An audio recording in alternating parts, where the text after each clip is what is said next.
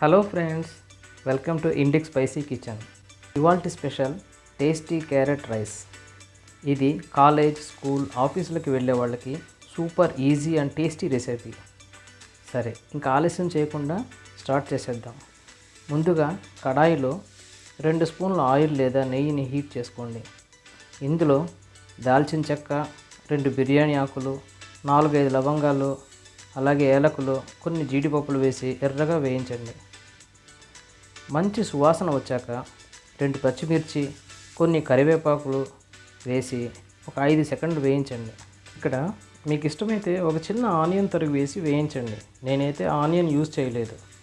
ఇప్పుడు 1 cup carrot తరుగు కడాయిలో వేసి పచ్చివాసన పోయే వరకు వేయించండి.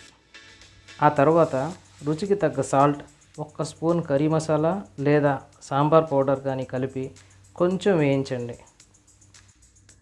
ఇప్పుడు స్టవ్ సిమ్లో పెట్టుకొని 1 కప్పు రైస్ కడాయిలో వేసి బాగా కలుపుకోండి.